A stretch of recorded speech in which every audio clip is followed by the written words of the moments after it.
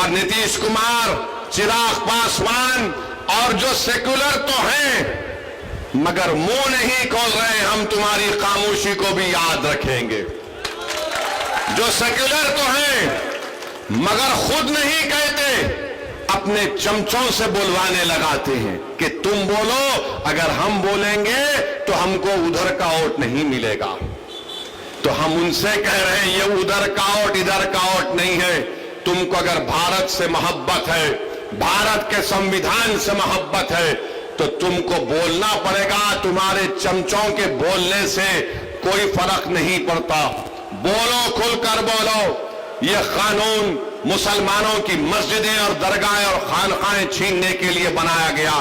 1950 کا قانون ہے جو ہمارے ہندو بھائی بہن کے مندروں کے تعلق سے قانون بنایا گیا۔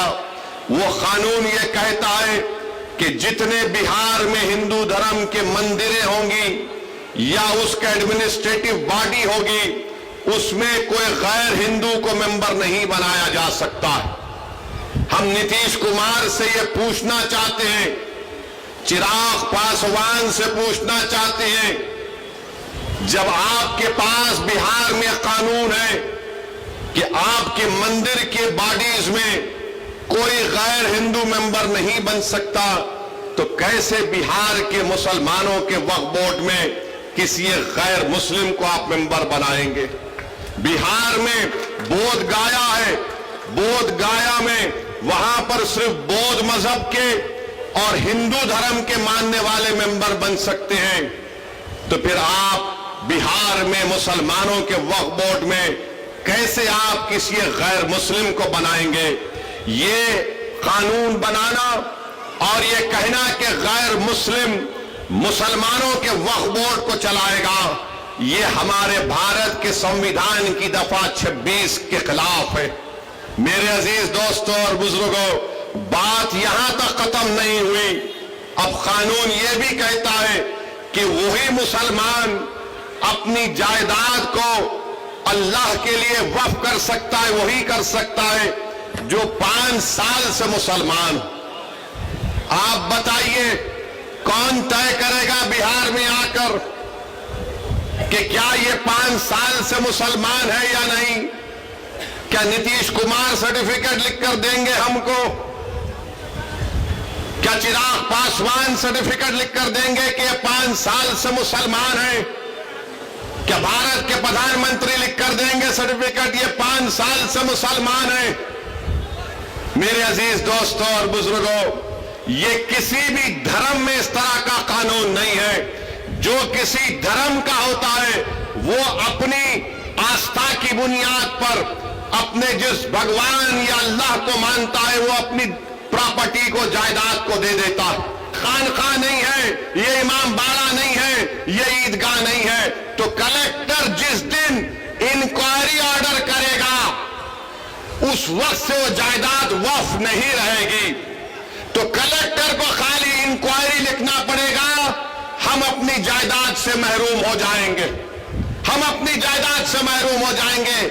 اور کلیکٹر انکوائری مکمل کرنے کا کوئی ٹائم نہیں ہے، کوئی وقت نہیں دیا گیا۔ کلیکٹر صبح قیامت تک انکوائری چلتے رہے گی، مگر ہم تو اپنی درگاہ اور مسجد سے محروم ہو جائیں گے۔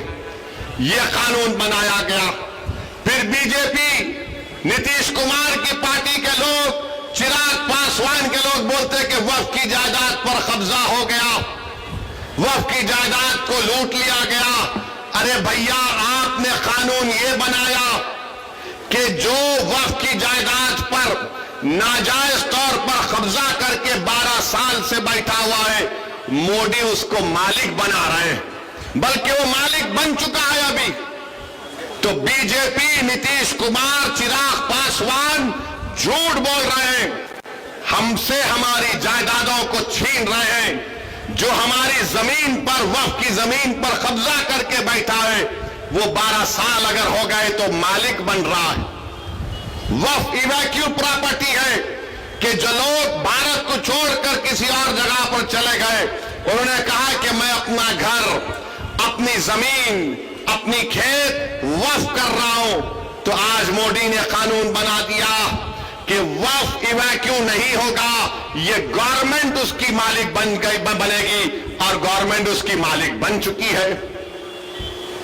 قانون یہ بنایا گیا کہ اگر آثار قدیمہ کے تحت مسجد ہوگی، درگاہ ہوگی، کوئی بھی چیز ہوگی جس میں عبادت ہوتی ہے، نماز ہوتی ہے، فاتحہ ہوتی ہے، تو مودی کہہ رہے ہیں کہ وقف مالک نہیں ہوگا، آثار قدیمہ ہوگا، یعنی پھر وقف ہم سے چھین لیا گیا۔ پھر یہ قانون میں یہ بنایا گیا کہ اگر کوئی ٹرسٹ ہوگا اس قانون کو بنانے سے پہلے اور اس قانون کے بنانے کے بعد ٹرسٹ ہوگا تو وقف نہیں ہوگا۔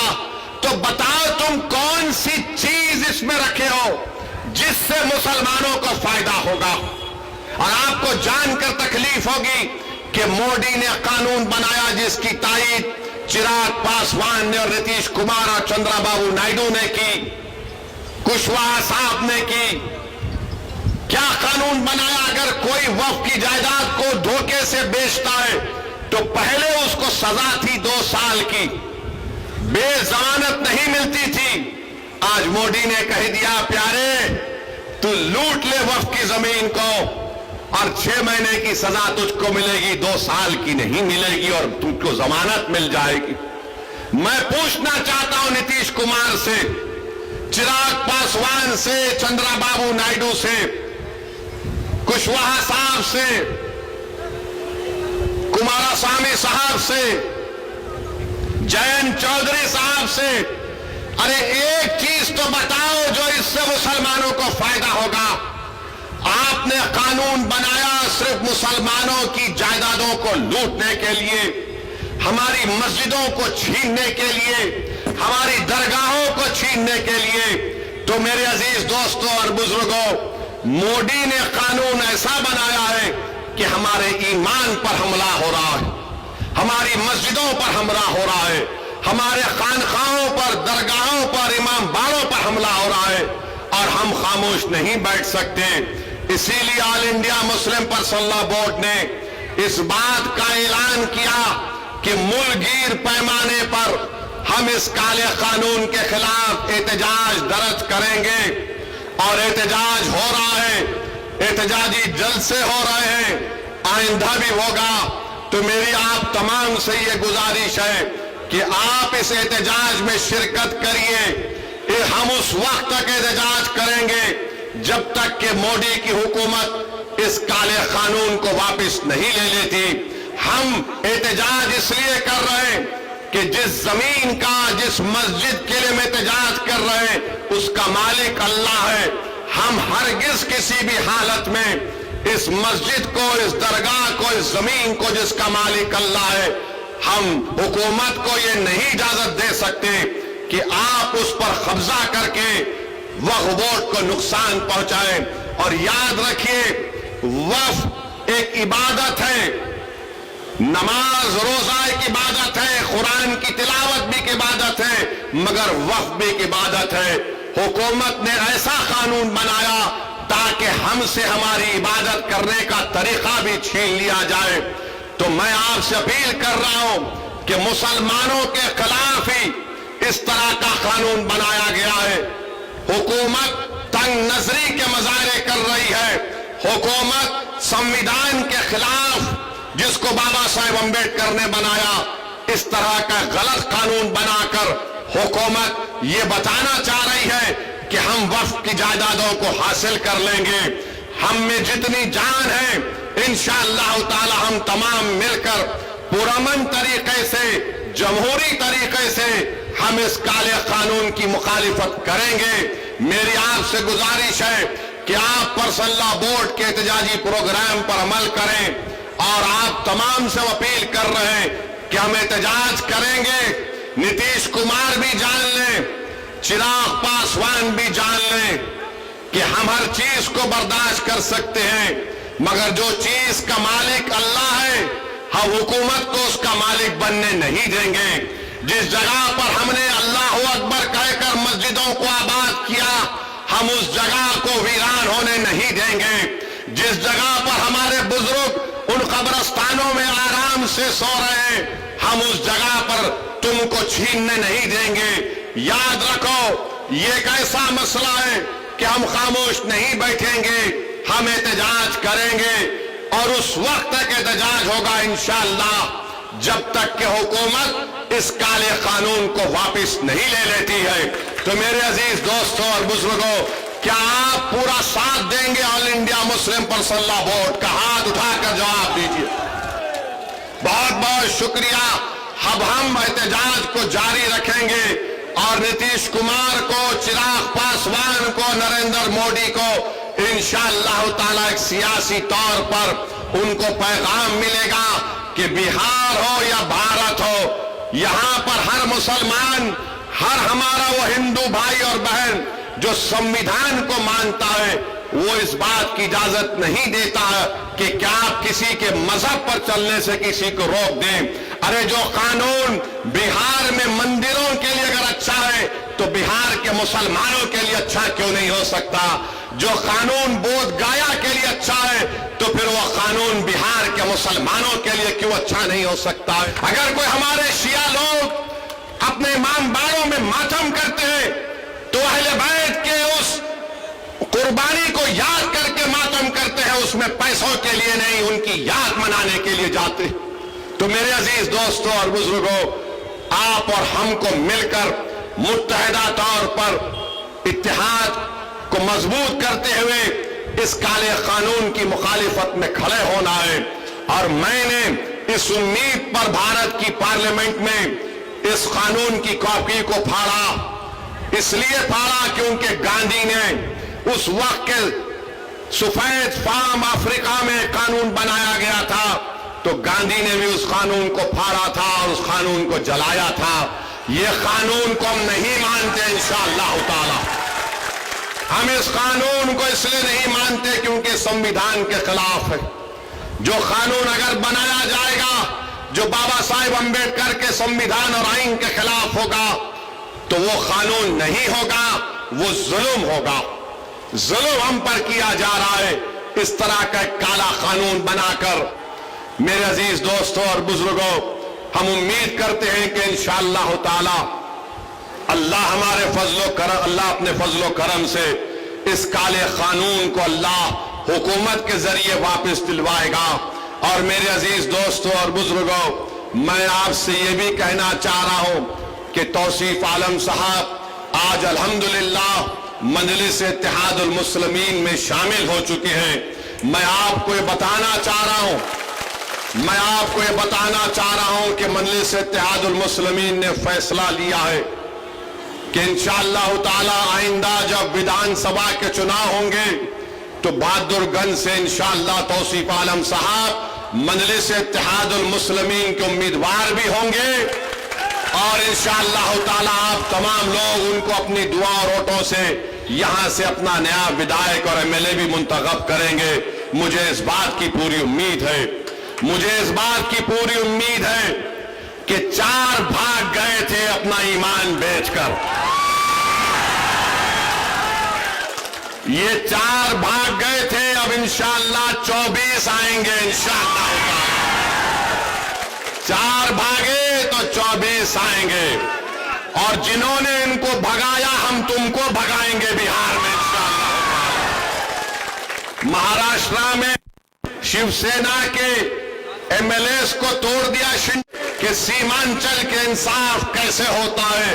अरे तो सीमांचल की जनता ने पतंग छाप कोड दिया है और पतंग छाप कोड इसलिए दिया क्योंकि सीमांचल की जनता गयूर जनता है। सीमांचल की जनता गरीब जरूर है मगर सीमांचल की जनता अपने सर को सिवाय अल्लाह के आगे किसी के आगे नहीं झुकाती है। तो पतंग छाप को उन्होंने वोट दिया है, अपनी जमीर की आवाज पर वोट दिया है। और आज मैं कह रहा हूं कि अख्तर अली मान साहब मजलिस इत्तेहादुल मुस्लिमीन बिहार के सदर हैं। अख्तर अली मान ने इस जमात की जिम्मेदारी को उस वक्त संभाला जब मजलिस के पास कोई चीज नहीं थी।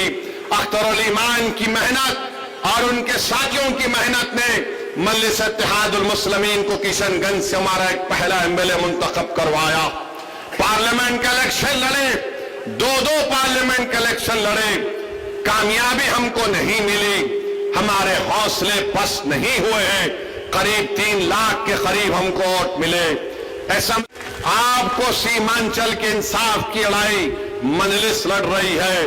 पतंग छाप ये जब से सीमांचल का नाम लिया तो जो कल तक राजद वाले सीमांचल का नाम लेने से पीछे हटते थे, जो कल तक नीतीश कुमार की जबान पर सीमांचल का नाम नहीं आता था, मोदी इसको क्या कहते थे आप जानते इस इलाके को। आज पतंग छाप को आपने वोट दिया तो मोदी, नीतीश और राजद के नेताओं के जबान पर सीमांचल आ गया। ये मजलिस की कामयाबी है जो आपने मजलिस के हक में वोट दिया था। तो मेरे अजीज दोस्तों और बुजुर्गों, अख्तर अली मान की क़यादत में मजलिस सीमांचल से लेकर बिहार के कोने कोने तक जा रही है और मुझे यकीन है कि हमको कामयाबी मिलेगी। मैं उन तमाम से अपील कर रहा हूं जो आज बेजार है, तंग आ चुके हैं इस फिरका परस्ती को देखकर। मैं उन तमाम कायदीन से अपील कर रहा हूं जो किसी भी पार्टी में होंगे, मगर आज घुटन उनको महसूस होता है जब वो देखते हैं कि कैसे हमारी आंखों के सामने इस तरह के काले कान। कर्नाटका में बीजेपी ने कांग्रेस की हुकूमत को तोड़ा तो सबने कहा जमहूरियत का कत्ल हो गया। मध्य प्रदेश में बीजेपी ने कांग्रेस के एमएलए को खरीद लिया तो सबने कहा ये जमहूरियत का कत्ल हो गया। तुमने सीमांचल की जनता के ख्वाबों को चुकनाचूर किया। हमारी लड़ाई सीमांचल की थी और हमेशा रहेगी इंशाअल्लाह ताला। तुमने असदुद्दीन ओवैसी, अख्तर अली मान की पीठ कर खंजर नहीं घोंपा। तुमने सीमांचल के उन गरीबों पर, उन हमारे नौजवानों के सीनों पर तुमने खंजर मारा है जो सीमांचल में इंसाफ की लड़ाई लड़ रहे थे। मगर याद रखो ये 4 बुज़दिल थे, ये 4 ज़मीर फरोश थे। तो खरीदने वाला भी ज़मीर फरोश है, खरीदने वाला भी कमजोर है। अरे जो बिकने तैयार थे वो बिक गए, जो नहीं बिके वो तुम्हारे सामने खड़ा है।